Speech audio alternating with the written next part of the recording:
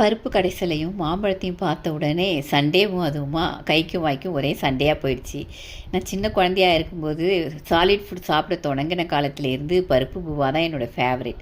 அதுவும் அதுக்கு தொட்டுக்க மாம்பழம் இருந்தால் கேட்கவே வேண்டாம். அந்த காம்பினேஷன் அடி தூள். அதனால் கைக்கும் வாய்க்கும் ஒரே சண்டை தான். நான் சாப்பிட்ற வேகத்துக்கு நீ எடுத்து கொடுப்பியா அப்படின்னும், நான் எடுத்து கொடுக்குற வேகத்துக்கு நீ சாப்பிடுவியா அப்படின்னும் கையும் வாயும் சண்டை போட்டுக்க மனசு அங்கேருந்து வந்து மண்டையில் நறுக்குன்னு ஒரு கொட்டு போட்டு, நீங்கள் இப்படி வேக வேகமாக சாப்பிட்றீங்கன்னா நான் எப்படி ரசிக்கிறது அப்படின்னு சொல்ல அதுக்கப்புறமா நிதானமாக சாப்பிட தொடங்கினேன்.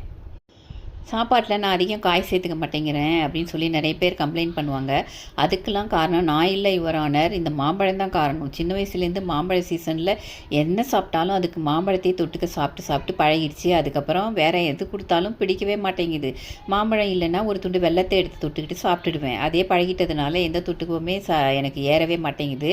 அதனால் நான் காய் சாப்பிட மாட்டேங்கிறேன் அப்படிங்கிற வழக்கிலிருந்து என்னை விடுவிக்குமாறு தாழ்மையுடன் கேட்டுக்கொள்கிறேன்.